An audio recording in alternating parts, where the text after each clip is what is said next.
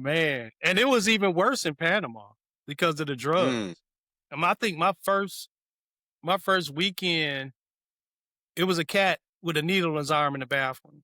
My first I was gonna ask you weekend. about that. If y'all in Panama at that Oh, time, like mid oh, '80s, it's a lot oh, of coke going around. oh my It's gosh. a lot of coke going around at that time. I was vilified, right? Like my unit made Yeah, me the UADC. They sent me to so the drug and alcohol. they hated you. They Oh hated my, you, dog. I was. God, they hated you. What up, battle buddies? Welcome to the Combat Carl Show. Real vets, real talk, slightly inappropriate. I'm your host, Combat Carl, Army vet, and your favorite supply guy. On the show, we're gonna cover it all, from your first pair of boots to your final salute. No filters, no fluff, just vet stuff. Combat Carl Show, let's go.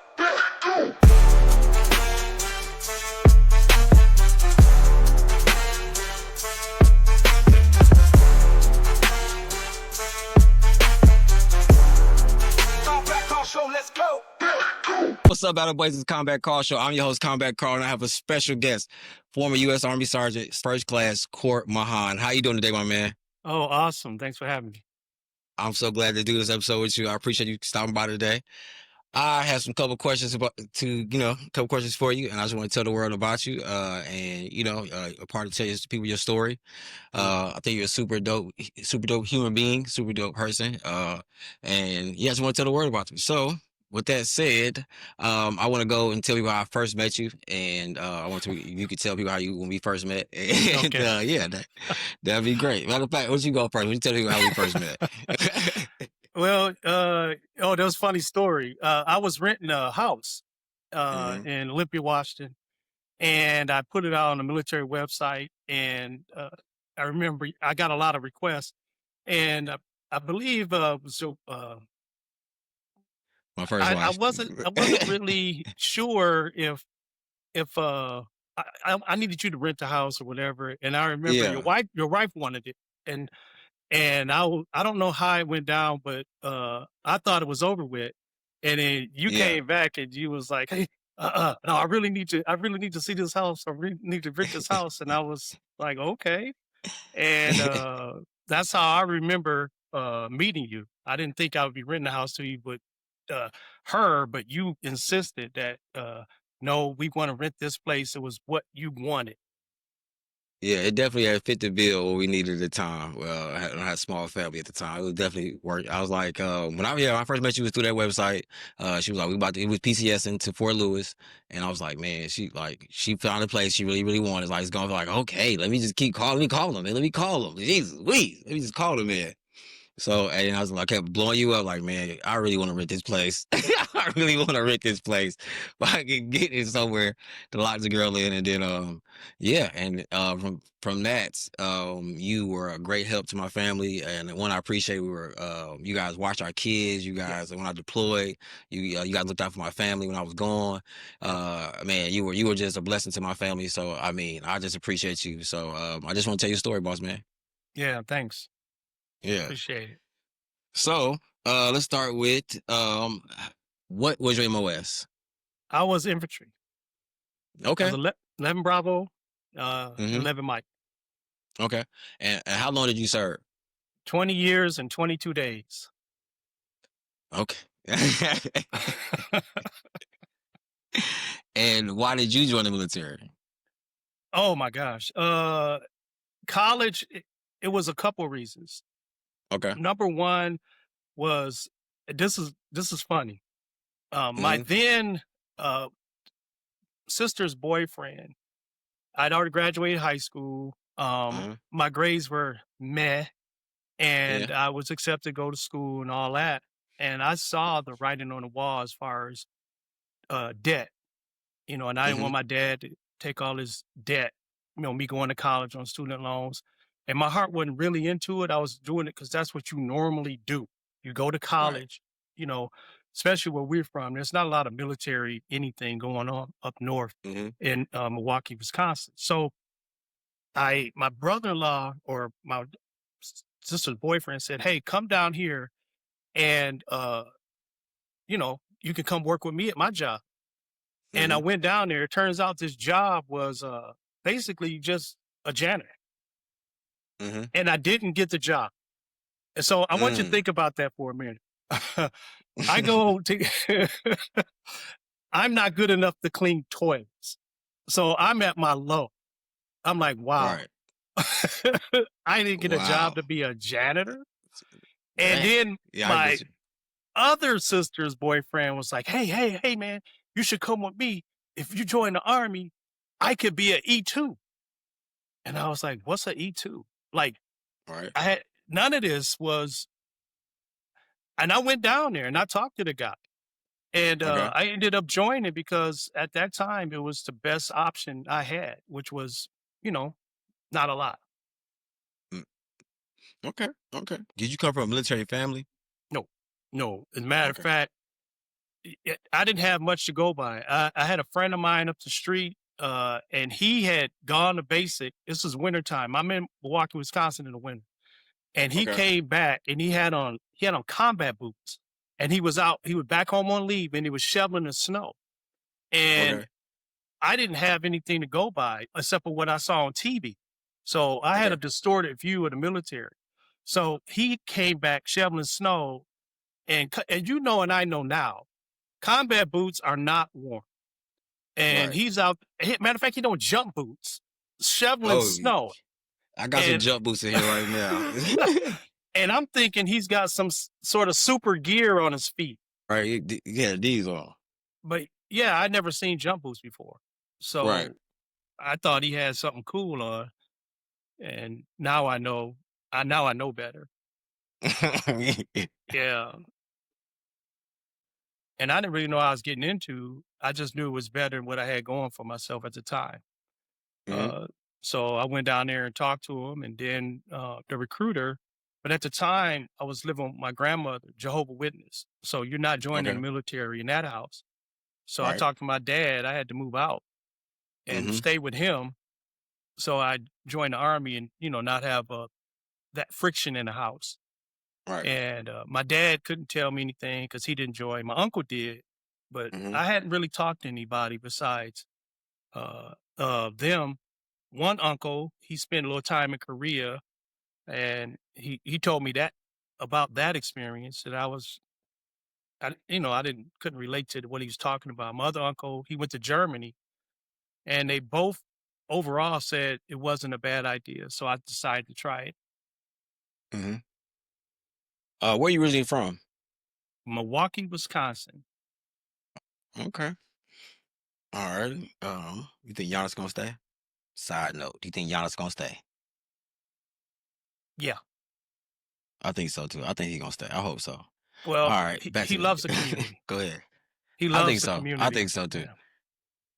Hit that subscribe button if you can roll with your battle buddies in the Combat Crawl Show. No filters, no fluff, just vet stuff. And if you don't, I'm gonna tell everybody you the real Blue Falcon.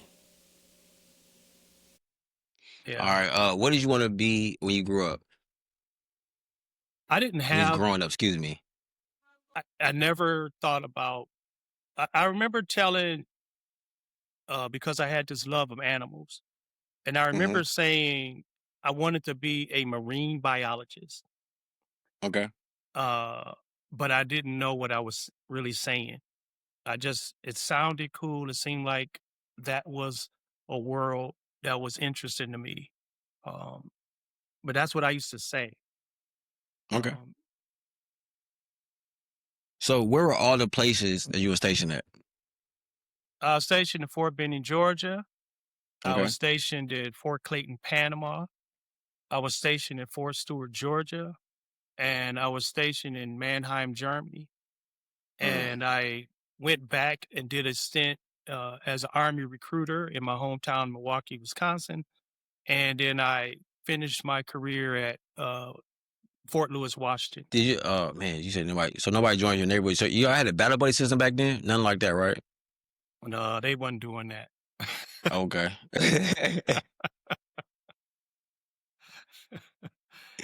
All right. uh, Who was the president when you went in? Do you remember? yeah. So when I first went in, it was Reagan and Carter. Yeah. So right. So Carter was before him. And Right.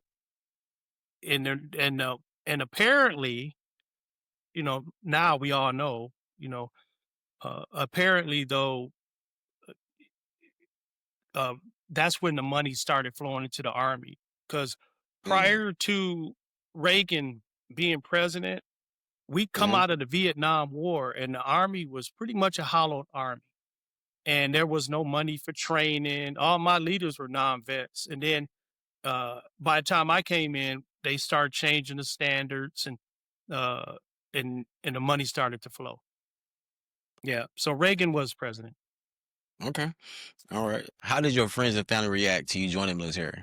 I mean, I know you said your grandma was like not okay with Oh it, but man, your mom. yeah. Uh, when you joined, it was like you were a failure in life. Like the army back then, the attitude was still coming off of Nam, and as you know, the Nam ravaged the black community.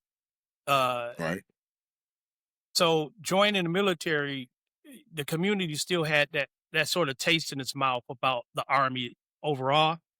That was a Mhm. last resort thing you did. It definitely wasn't cool. So when I came home on leave, now I don't have hair and I'm buffed up and I'm different. You're different right away. They know, oh, military guy. Right. Most of the people, they just look at you like you just, not a pariah, but they just like, uh some people were like, I'm glad. Some people said I didn't think you'd make it. But overall, the people that loved you, they still love you. And Mhm. uh it was sort of mixed like that. Mm. Let me ask you another question. I asked my pops this other day. What level of racism did you deal with I guess generation of army? There It you was go. weird. Yeah. Because it was so wide open and you just nobody coming out again, my roommate had a Confederate flag in his barracks. Okay, Okay. in my room, this guy was from Circleville, Ohio. So that's Klanland, right? Okay. And it's so crazy. Like I had another roommate from Fayetteville, Arkansas, and his whole family was racist. And so Right. he was a outcast for sort of hanging out with us. Right. And you couldn't go home like with these guys because of their Mhm. families. But Right. because you're in the army, it's different. Now you kind of got this little weird brotherhood. So you would have these barracks wars. So it was like, yeah, you the country boy and you the brothers from the hood, this, that, and the third. And everybody did their banter, but it wasn't hostile. It was like, yeah, I make fun of you, you make fun of me, but we still bros. Right. And Right. Right. that's you do you. But it was the racism outside of the base was real bad. Once you get Mm. away from the military base, it was horrible. But Mm. on the base, it was safe. All right. Going back to boot camp, what was that like? Ooh. Yeah. Let me. I was in shock. I Where, had I where'd was you go, real quick? Where'd you Benny, go at? Benny. Okay. 851, Sand Okay. Hill. I heard it's a Sand Hilton, this, that, and the Yeah, I third. heard it saying Hill. Yeah, Go ahead. everybody, Harmony Church, I guess, was, your rite of passage. And apparently they were new Yeah. barracks at the time. And they Okay. were nice. And then you had to Hmm. drive through Harmony Church to get to the hill, and you were like, "Ooh, we do got some nice beer." Uh, yeah, Sand Hill. Okay. And what can you tell me your worst day at boot camp? How about that? Oh, I don't know. I could pick one. All right, let me get I one. had a lot of bad days. Yeah. I think the funny story is that you're so tired, and that's by design. Hmm. I don't know. You said bad, not funny, right? I mean, either one. Either one. I could live with both. I Okay, could live with both. I get I'll give you a funny one. All right. Back then there were no cell phones and you had no access to outside information. You didn't know what was going on. You had to stand in these long lines to call home. I was homesick. I'm 18. And then they will put you on CQ and Hmm. they give you a baton and they just started getting you used to doing that. And you're tired. But the other thing is you don't have access to nothing but the mess hall food, or at Mhm. least that's what I kind of find out. Some people had other ways, but I was about 6 weeks in. I had CQ. It was the middle of the night. The CQ runner, he was like, "Hey, you want some pizza?" Now I hadn't had pizza since I joined the army. Now I'm 6 weeks. I'm 18, and and so he lets me order a pizza. He says, "When the pizza comes, right, Mhm. you can go around the back and under the stair because I'm on fire guard. I'm on shift, and you can like eat it under the stairwell." And sure enough, the pizza comes. I pay for the pizza. And I get the pizza. I'm on the stairwell. And about that time, the drill sergeant uncharacteristically shows up. Oh man, I got to get back to my post. I leave my pizza under the stairwell, right? Oh, And I go and I come back and the pizza's gone. oh. Oh, I was so defeated because you can't say Yeah. nothing, right? Right? You can't even bring it up. You can't say somebody I stole think, my pizza. and I think they was in on it. And you think Yeah. about it, there was so much you find about later about what they do behind the scenes. You have no idea. I think they probably got everybody like that, and I don't. So I never got that pizza. That was a funny one. One Okay. time, when I was wiped out, we came off of it was a long one, like 10 or 15 miler, and Mhm. you're tired, and you get back from road march like that. You got to break your weapons down and clean them. And I remember I sat down and I was in the sun, like, Mhm. and that warm sun, and I was like this, and you know how you blink and you get tired, you hold the blink a little longer, Yeah. and I was Yeah. like this, and I felt a shadow come over me, and it's a drill sergeant. He was standing over me like this, and I tried to tap dance my way out of falling asleep, and he just went Yeah. off on me, get down, get up, get out. He just gave me the business. Uh, Right. that wasn't a good feeling, because everybody just laughed at me while he humiliated me. Um, it was. I don't have enough stories. I have a story for everything. I just leave it at those two. Curveball for you. Yep. What's your top 5 military movies? Saving Private Ryan, not Okay. even close. Right. All right. That's your Uh, one. All right. that's number one. All right. Um, the other thing is I don't watch a lot of military movies. I did think that Full Metal Jacket, at least the Mhm. first 20 minutes with R. Lee Ermey and that portion, I never watched the whole movie. I just wanted to get to the part where uh, the drill sergeant ends up getting shot, when Private Joker loses his Yeah. mind on Right, that. right, right. Um, Top Gun, um, Okay. I thought Top Gun was, for its time, around in the 80s, to this day, probably the best Navy recruiting film ever, right? Even now, Mm. I still listen to the soundtrack from I think it's Kenny Loggins, Highway to the Danger Okay. Zone. Okay. Uh, Platoon.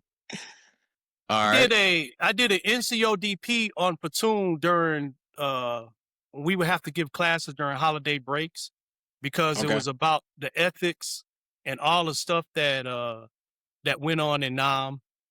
Um, and that was probably the only other one besides Apocalypse Now, that military movies that I ever really watched. I don't Mhm. really watch military movies, Okay. but Okay. those will be it.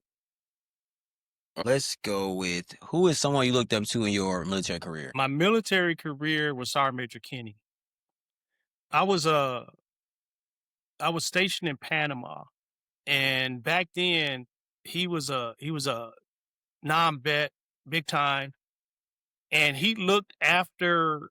He was deaf on NCOs. This guy was, and I wasn't an NCO yet, but man, I was an E4, and we looked at him like a dad. All us young cats, and he had consolidated all the companies and made a battalion basketball team, and he wanted to.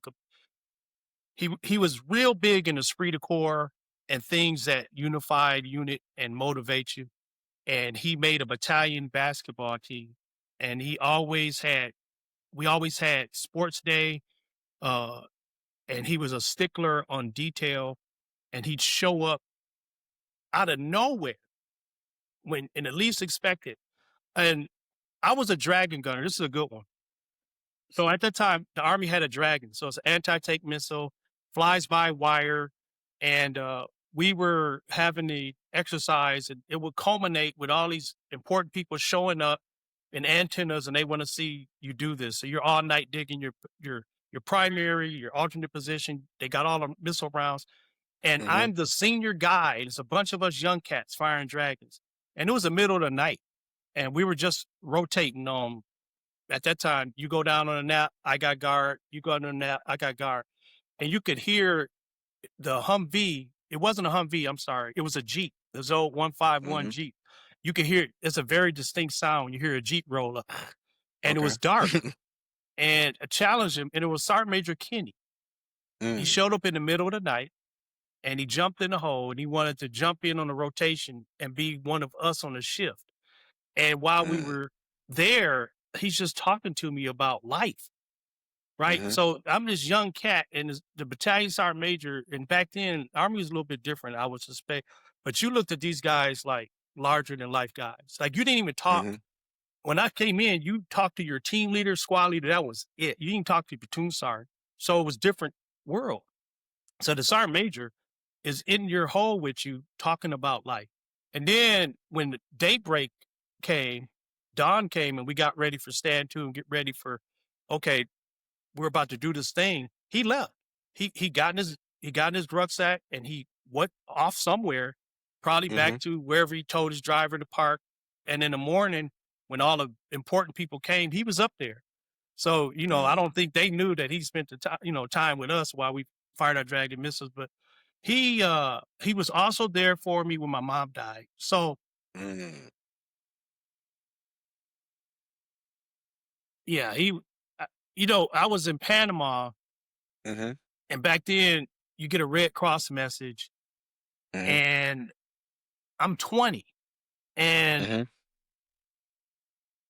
I got the message, and I'm in disbelief because I'm 7 months from getting out of the Army to live with my mom. And, Mhm.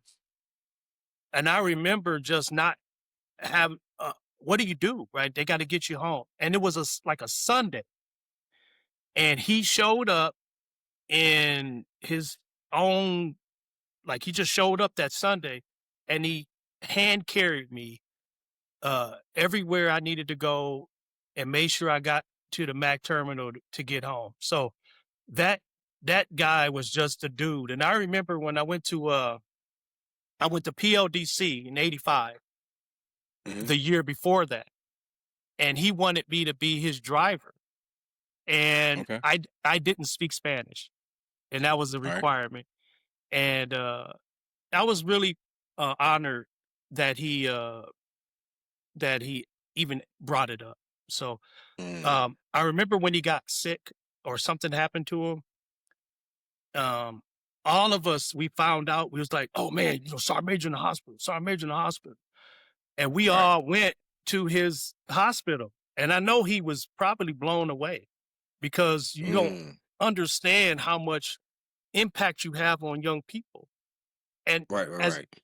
as fate would have it, when I got to Fort Stewart, when I left Panama, he was a sergeant Mhm. major over on Hunter Army Airfield. Mm. And so I reached out, I contacted him, and he had us, because a couple of us, we all went to Fort Stewart. We were kind of like friends, and we went to dinner at his house in Savannah.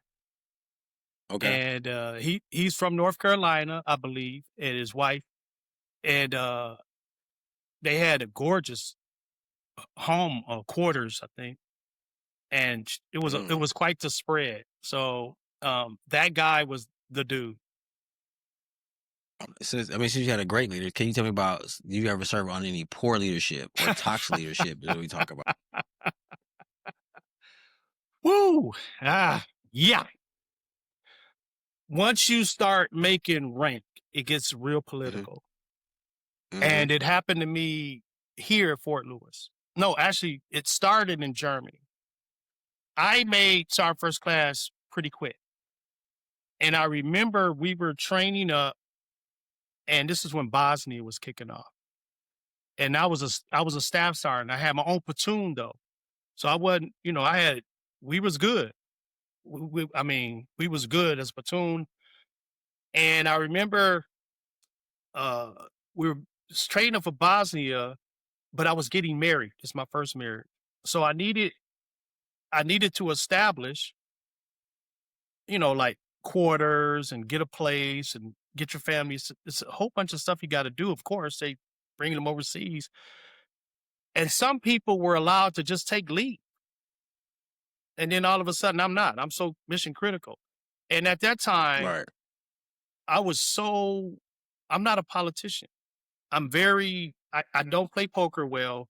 I was very I didn't like being handled with rhetoric. I thought that was weak, and they did that, and they didn't want to support me. They were like, "Well, we'll send somebody to the airport for your wife." I was like, "No, you gonna let people go and leave, and then I, I gotta, I'm that important." I said, "I ain't doing it." I said, I need to go talk to Sergeant Major because my leadership wasn't supporting." And Mhm. I went to battalion, and my Sergeant Major absolutely undressed me. He Mm. broke me down like a Sears and Roebuck shotgun, and he just basically was just throwing me under the bus, talking about I didn't want to, he made it about Bosnia. I could care less Right. about like me and the fellas, we straight. And then the company Right. commander, he gonna come back and make a deal. I didn't even have a phone. Matter of fact, the building I finally got, the training NCO lived in the same apartment complex in Lambertine. He came and got me. I had to go to his apartment to talk to the company commander. He was like, "Okay, if we go, you ain't gonna have your guys." And I'm like, I didn't say this to him. I'm like, "Oh, I have my guys. If we going, Mhm. I'm gonna have my." I ain't said it to him. He just, I guess that's his way of. He gave in and said, "Okay, you can receive your family." But that sergeant major, what he did was so bad. And then what happened is, not too long after that, we had gunnery, Mhm. and I Right. came down and I made sergeant first class, and he wanted to be there to pin me on, and I didn't want Mhm. no parts of that sergeant major coming to Right. pin me on my rank because I know what you are. And it didn't end there. The same guy, Right. he called Branch because at that time, um, and I'm getting the toxic leadership because I have to go more on him. He tried to get my ANOC orders rescinded. Now, mind Okay. you, my promotion is conditional at that time on graduating from ANOC. Right. Right. He wanted me to not go to ANOC so the brigade can come to Fort Lewis. So he was just that kind of guy. So when we get to Fort Lewis, he would have these he called them Foot Locker sessions or some counseling or whatever. But basically Right. it was just a butt chewing. So he'd get in there, psychological stuff, and he'd say half of you NCOs need to retire. Just throw all the NCOs. It wasn't NCODP, it was just him telling you how ate up Mm. you were. And so I really didn't he wasn't on my side, but he was in this position where he wasn't very good for the organization. He was a very polished speaker. Officers Mhm. loved him. He talked that talk. He was like, a matter of fact, he's a minister, a preacher somewhere. That's how he was. He'd always profess his faith and all that, and that's fine. But then he turn around and he do stuff like that. So what happened was the Army had a mission, priority mission, after Mhm. we got to Fort Lewis, and it was to start up what it still exists was regional training brigades to train National Guards. And that whole program came about because of the failure of the 148th down in Georgia, where they were completely unprepared to go to the Gulf War. So the Army Okay. recognized the National Guard was really bad. Like when National Guard went to AT, they just go get drunk. They didn't train. The Army was bad. It was basically a reflection of the post-Vietnam Army. That's the Guard. Mhm. So this program came to Fort Lewis, and it was a Fifth Army. And even though you were on Fort Lewis, it was a totally different Army, Priority One. And that Sergeant Major said, we we got this program. Some of y'all need to go look at that. And what he didn't anticipate was half of the NCOs in the battalion tried to leave. That's toxicity came out at that time. All right. But that guy toxic. Okay. That's real. That's real. I had a couple toxic leaders myself. Fort Lewis gave me a couple. I'm not saying names today. I'm gonna say that for mine. But I mean, yeah. I had a couple people I don't like. My last duty station at Jackson, that was the end of my career because I just couldn't do trade op. Like I went from active, like mechanized units to go down and people tell me we can and can't say we training soldiers. We had basic training. I'm at Jackson. What you telling me I can't say the what to soldiers? Like I'm fresh off of deployment. What the hell you mean I can't tell the soldiers what's real? I can't be honest with them. I can't, like, what we doing here? And this NCO, I'm not gonna say his name, trash bag. The whole leadership, the first sergeant was a trash bag, the XO was a trash bag, and the commander was too. All three of them. And the commander didn't want to sign his books. You know what I'm saying? I was there for like under 2 months, almost 2 months. He didn't want to sign the books. I was like, I'm not signing for it. I'm not taking responsibility for it. Me and Sergeant George, he PCSing. So I was like, bro, you can leave, but he gonna sign these books. I'm not. And the first sergeant, he asked me I'm an E5. I got 3 deployments. I'm 6, 7 years in, and he wanted me to wear a walkie-talkie because I ain't picking my cell phone up enough or fast enough for him. I said, the hell you looking wear what? I'm wearing no walkie-talkie around here on garrison for what? If ain't no other NCOs doing it, I'm not doing it. And we just went, and then he was like, who you think you talking to? You back on the block? And it went left. I grabbed that desk. I threw it to the left. Drill Sergeant Garner grabbed me. Some other guys grabbed me because I was like, who you talking to? Like, what you mean by that, though? Like, what are you trying to say? And we had to go to IG. It was the whole thing, man. The EO, it was the whole thing, man. It was bad. But I had to get help out of the command. They moved me to S4 probably like a week, not even a week later, they had me at S4 because I was like, yeah, I was in general office. I'm not leaving. Sergeant Major. I'm not leaving, Sergeant Major. I'm not leaving until y'all sit down. We all come in here and talk about it. He ain't signed his books, and I ain't signing for it neither. And then next thing you know, they had a unit shut down, 100%, everything got to be laid out, all that. I said, I'm not coming till he's done. And it was a whole thing. So, yeah, we had some toxic leadership in my day. All right. What was a typical day like back then? Like, say, early 80s, mid 90s for y'all? Oh, my God. So I came in probably at the best time you can come in. So you're coming off Vietnam and you're getting all this money and you're raising all these standards. But when I first came in, Kelly Hill was so rough that the FOD carried a sidearm. So the Hill, we used to have 4 formations a day.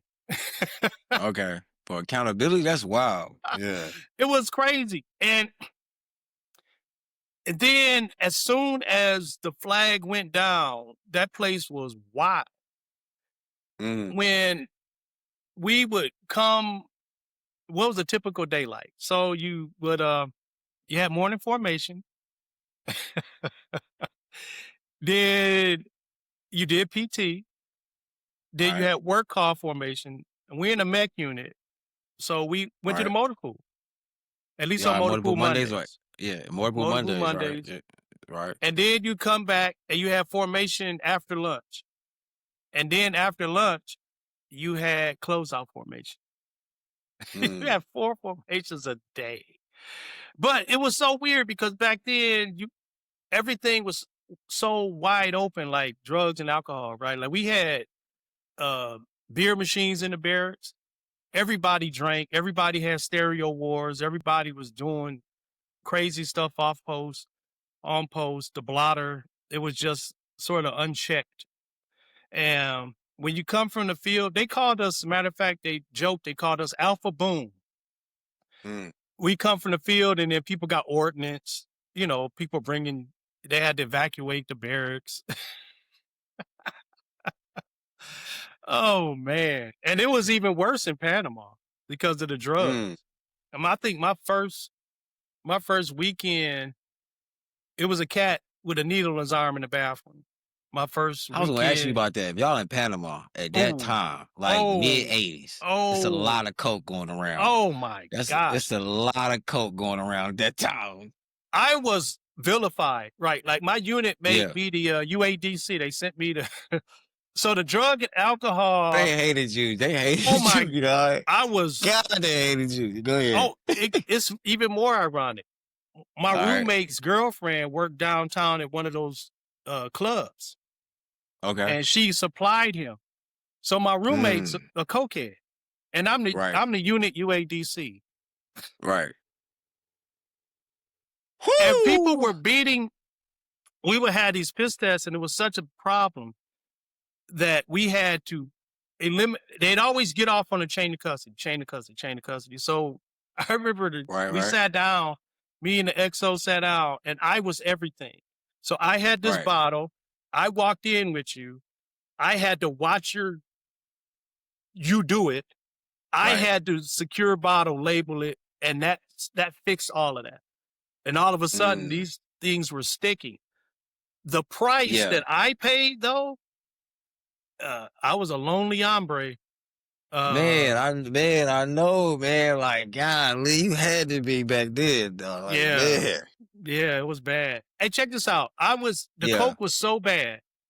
I Right. remember going to PODC, and the cadre was doing coke with some of the females, Right. and we had a fellow student with us, a female. She was a cook, and she came to me and this other guy. We infantry guys, and she was like, every night these guys up doing coke. And she said, I don't want to lose. She had a family down there. She said, I don't want to lose everything behind this girl. They out there. And I said, hey, you got to go talk to the commandant. Man, let me tell you, when that happened, they came in them barracks and they moved old girl to a different place. They ran piss tests. They got rid of the cokeheads and the cadre that was doing it. Dang. I mean, we still finished the course and graduated, but it was Mhm. everywhere. It was Mm. rampant. It was a problem.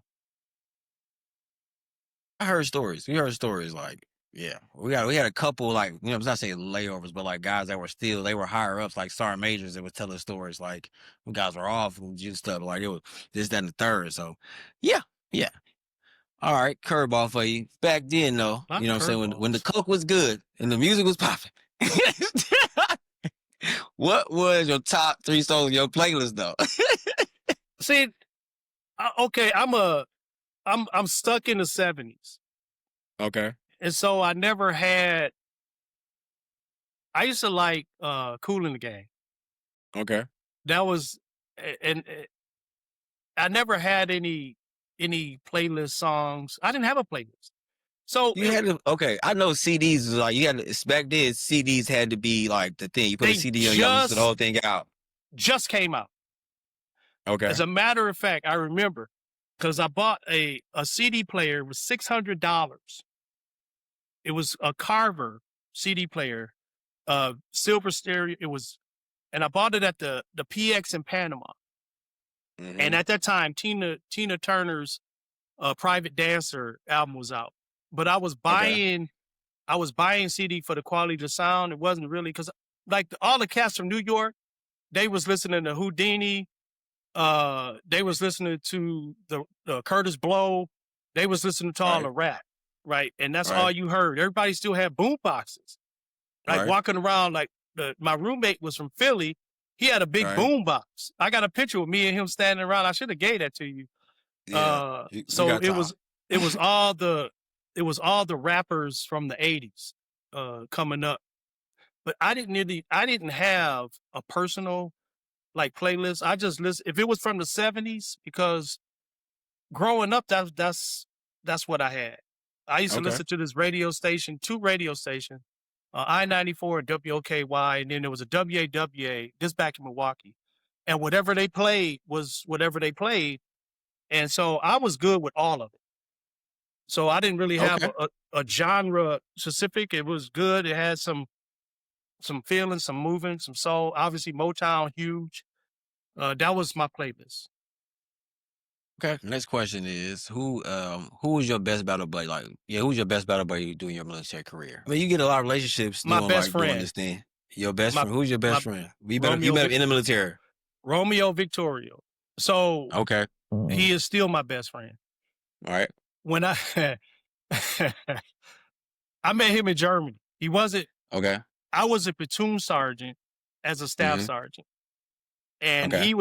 he came from, I think he came from Stuttgart, and he came to Mannheim. And this is Okay. we were Bradleys at that time. We had Bradleys, Mm-hmm. and he was he was the gunner from my platoon sergeant at the time when he was my platoon sergeant. When I took the platoon, he became one of my squad leaders, and he was really, really good at his job. He made my life so easy. So fast forward, we come to, I leave, I go to ANOC, I meet the unit back in Fort Lewis, and then we end up in RTB. Well, we end up in the same company, and then we end up in RTB together. And then I wanted him, when I went over there, I wanted him to be on my team because we're a small teams where you had an NCO, 3 staff sergeants, and a captain. And that's just how Mm-hmm. you operated as a team. And I wanted him because I knew what he brought to the table. I couldn't Right. get him on my team, but we became best friends. We were best men to each other's weddings, and we're still best friends to this day. He was my best battle buddy. Shout you out, my man. How you doing today? All right. Here we go. Question. What advice would you tell your younger self? Like, if you can take like after you retire, what could you tell yourself at your, if you was starting all over again, private Cort Mahan? What would you tell yourself? Invest 20% of your money in the S&P 500, and you'll be a multimillionaire by the time you retire.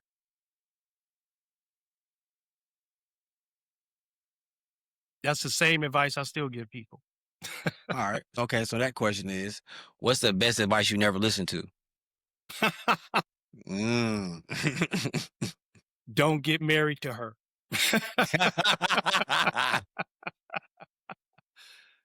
Oh my gosh. That's true. Not to my wife, my Yeah, first no. wife. We were Not to, not good for hey, each man, how other. you doing? Yeah. Yeah. We had no business getting married. Oh man. Yeah, my Oh ex-wife boy. we not beefing right now, so I'm not gonna talk shit about her today. So we in a good space right now. I, I, I'm not saying we're in a good space. Let's just keep it that way. Couple more years, things over with. You hear me? I got a countdown on my phone, Court. You hear me? I got a countdown on my phone. My boy about to be 18. I'm sure you About to do. be 18. That's a rough one. Whew. Problems. All right, moving on. All right, I ask people this question: if you could live at any time period in the world, like if you can time travel, right? What time would you pick? You go 70s, 80s. You can go 1700s. You can go back to dinosaurs. I'm just asking. I think I was fortunate. I think I Mm-hmm. lived through the best time period. And the reason that I say that is Mm-hmm. because I grew up I didn't have to go through civil rights. I didn't have to go through segregation. And this matter of fact, the Voting Rights Act was passed when I was born. Okay. All of these things were going in motion, and opportunities became the fight continued, but we were making progress, and you saw it in society. You saw where we were able to do things we were never able to do in the past. And that was the time I grew up. I would not want to grow up at the time my dad grew up, my grandfather, great grandfather. I know their history. This country's 250 years is just built on that. It's horrible. And this current administration, this is the way they're trying to go back to. But when I grew up, it was great. I can't imagine. I feel bad, for example, for my kids and grandkids today, because all that was built is being dismantled before our very eyes. And it's so unaffordable. You can't buy this house. Mm. A generation ago, you could work a job, retire, have pensions and benefits, and raise your family. Them days are over with. And so I think I grew up in the time. I'm so grateful for having lived it and seen it with my own eyes, what it could be. But apparently, I think this country, the foundation of this country, the power of this country, doesn't want that for everybody, just a few people. And so I'm glad I didn't grow up before that. I hear that. I hear that. Hit that subscribe button if you can roll with your battle buddies in the Combat Crawl Show. No filters, no fluff, just best stuff. And if you don't, I'm gonna tell everybody you the real Blue Falcon. So I'm gonna tell you why I started the show is because I had lost my first sergeant, and he had told me something that, well, his wife told me something that motivated me to start the show. I was talking about this episode coming up that when Barcina, my first sergeant is Barcina, when he served, he did 24 years, and he told his wife when he's retired, he'll tell her all the stories about, like, the combat, the deployments, and just life. I mean, how it was in there. And he wound up having a heart attack right before he retired, the year he was retiring. So he had never got to tell her the story or how great. And I knew that I know his kids loved him and they know him. You know what I'm saying? But they don't know him like how many lives he had impacted or what type of day-to-day man he was. You know what I'm saying? And like our kids will never know what type of men we are because they're not in that space to see what type of sacrifice or shit we went through or did to do or had to do. So once that had happened, I lost another friend behind that. His name was Richie Mercer. And we lost him. I was like, man, Richie was a great soldier. He was like, a great guy, man, great guy, always there for, Richie's a great soldier. And he had a 6-year-old daughter. And I was like, man, like, we there, people, at the funeral, she like, she's never gonna know. She's never gonna know. And that's why I started the show, like to tell, like, it's people that don't know the stories, and like people we keep highlighting. Shout out to the Rangers and the Special Forces and the Deltas and the Navy SEALs and all that shit. That's cool, but they not moving the fucking mountain, and I mean that like for real. Like you're not the day to day moving. You come in for the acute assignments, for the the extra shit, the extra stuff.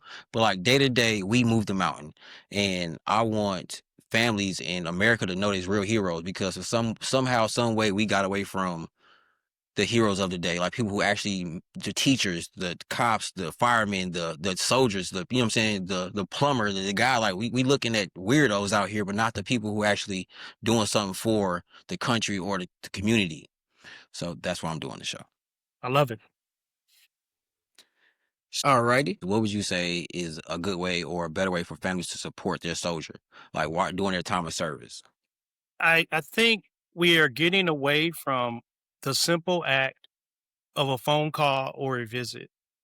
You have Mm-hmm. to you have to tell people, and don't do it on social media. Social media is just out there. When Mm-hmm. you are supporting somebody, it's personal. So make it personal. They Mm-hmm. need that. Um, we don't do a good job of that. Where, and I know everybody's life is busy, uh, but at the end of the day, they love it when they're appreciated and supported. Um, Mm-hmm. but you have to tell them and show them. I don't think anybody writes letters anymore. Nothing wrong with that. Right. I don't think Right. anybody picked, like, we're having this conversation. How often do you just have a one-on-one conversation and no outside distractions? And people need that, especially when you're deploying. It's a lot of stress Mm-hmm. involved. You can, if when you deploy, Mm-hmm. I would imagine that the highlight of your day was getting something from home. Anything Care from home. packages. Yeah. Right. A care That's package true. is probably your lifeline. So you don't have to be deployed to be reminded of how much you're valued, how important you are. And I think we need to do better in that area with our soldiers, sailors, and airmen. I hear that. I agree.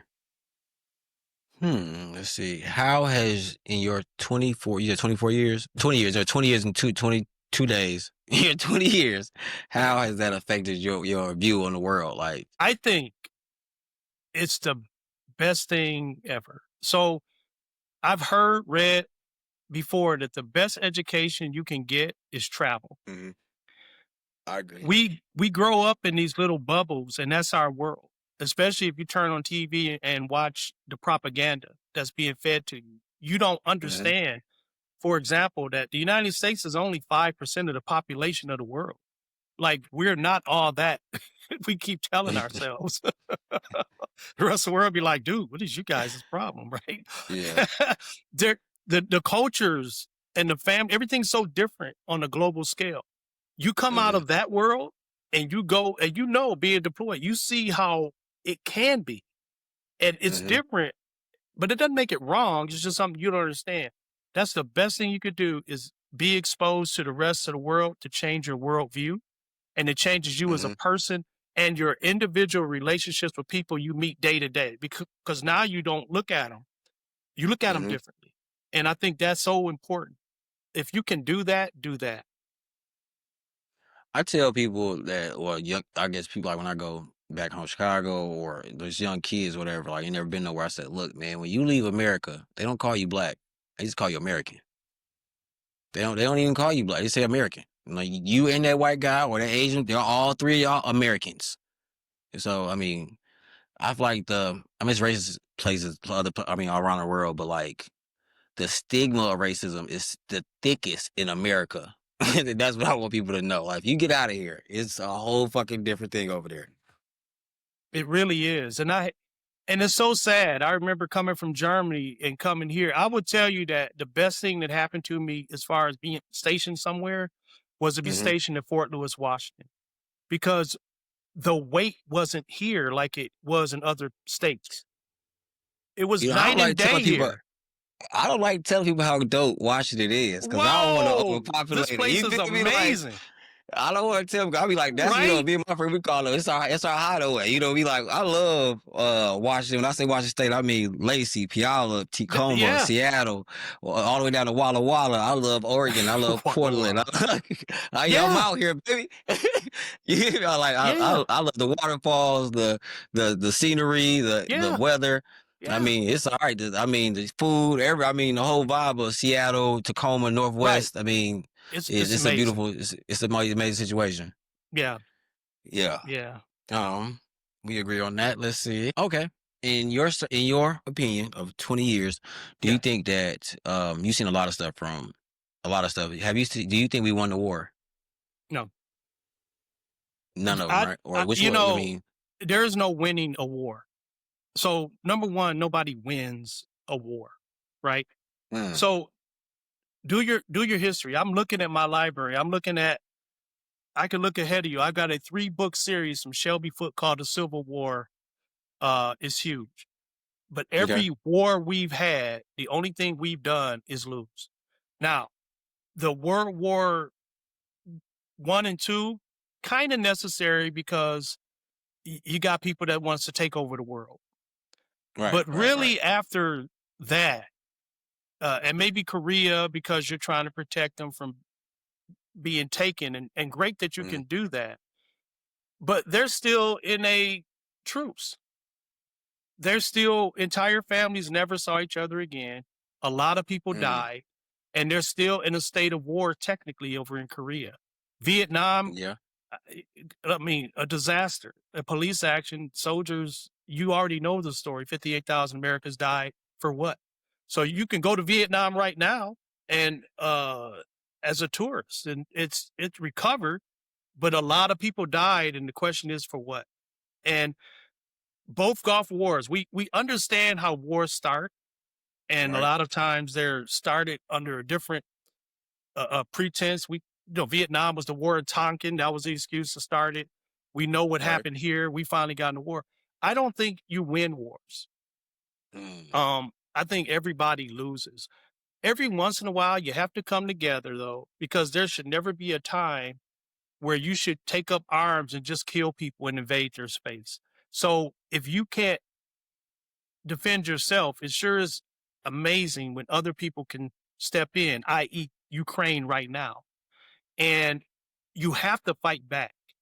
But when this thing ends, and I say when it ends, because it ain't gonna last forever. hmm. No, none of them ever do. There's all you're gonna have is a lot of death and heartache.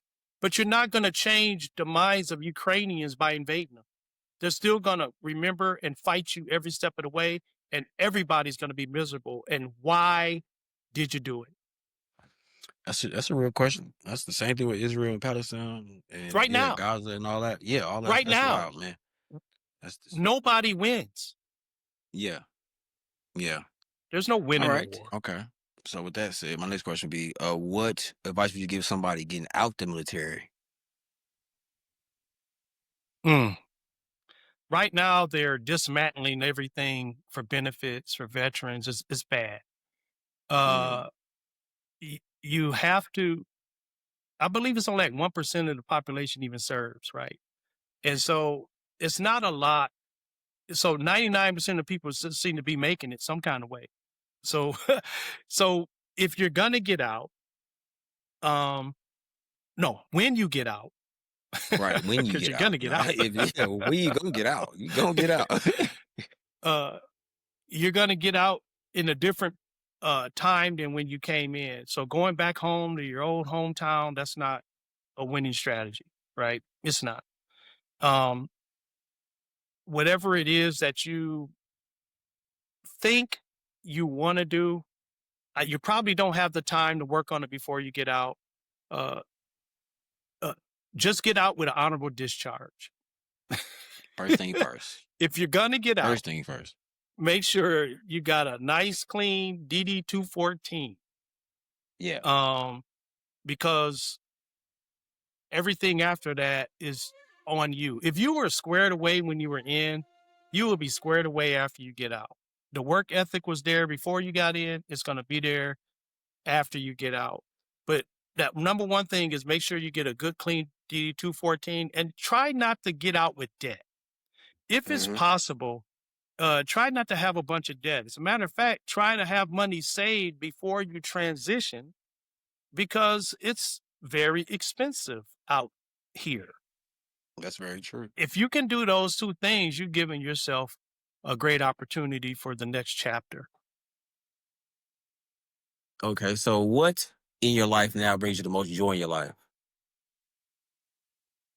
Oh, my relationships Hmm. uh, with family and celebrating anything you can, a birthday, a graduation, uh, a new job is just this. This Hmm. what we're doing right now. This brings me the most. Big of our family reunions, not even the big ones, even the little gatherings. Uh, Hmm.